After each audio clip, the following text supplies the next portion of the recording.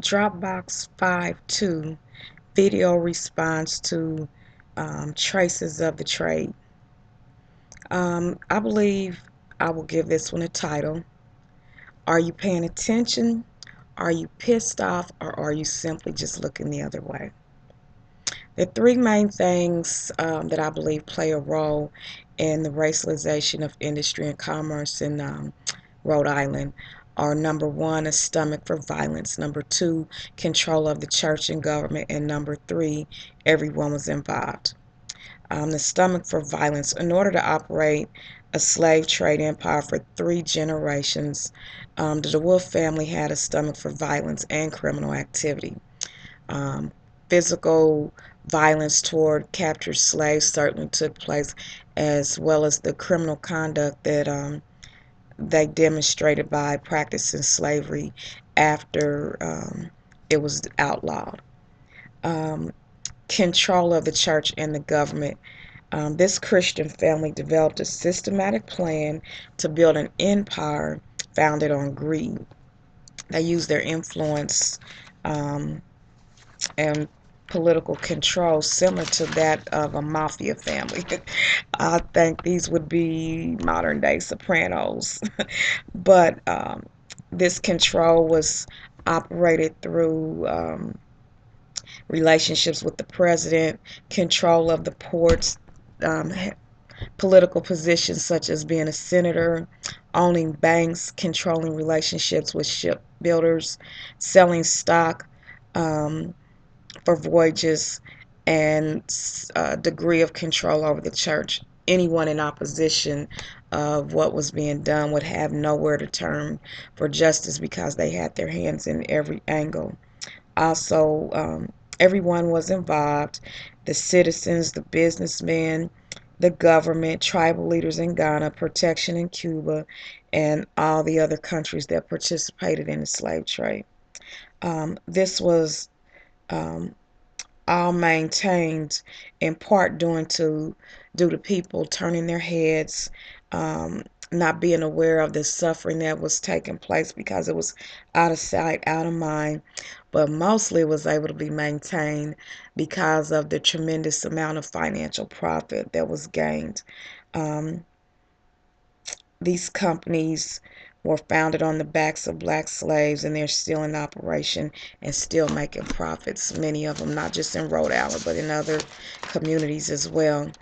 Um, the significant meanings that stood out to me, um, that I can't get past that phrase when she said the slaves were often used to build stone walls. And I believe that that continues today, because the black community has not necessarily built physical stone walls, but emotional stone walls that allow us to deal with the emotional hurt of our history and current reality of racism, the racism that we experience. And also the hurt by just the lack of concern or awareness from others. Um, Unawareness of privilege. That has significant meanings. I had to laugh when the guy was sitting at the table and said that he didn't have any privilege to go to Harvard. He earned his way there. Not even understanding that if he had not been born into the family that he was born into, and they had the relationships and influence that he did, that his family did, that he probably, a minority such as myself, may not have ever even considered Harvard as an option or seen it as something that would be obtainable. So just the limited awareness of that is interesting to me. And the privilege is significant meaning to me because the privilege of ancestry. This woman was able to trace her family back to 1744. And I practice genealogy as a hobby, and I have only been able to get back to 1859 for my family. Um, and having awareness of your ancestry promotes healthy identity. And in the African American community, what we know of ourselves has often been biased information received from whites, because the documentation that is available is limited. Um, Things that stirred emotion for me: the church being built on top of the dungeon, um, captured slaves being baptized shortly after their capture, and changing their name to a Christian name. All slavery in the name of God. That just really stirred a lot of emotions for me. Um, it makes me understand why a lot of people are distrusting of the church because of this ugly demonstration of using the word, using scripture, using biblical practices for evil intent and for greed.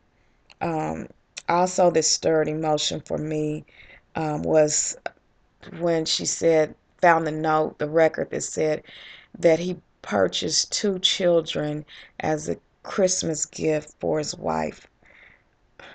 That kind of puts the value of individuals, how he valued these slave children.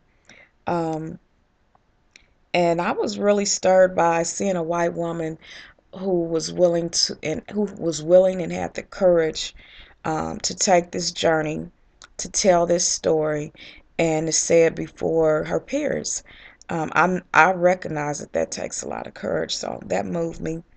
And then finally, the questions that were uh, brought for me, that this brought for me was, I would like to know what the man said, that had mostly overcome the racism, that the racist person that he was, he had overcome this, and I wonder what caused him to feel that he had mostly overcome this.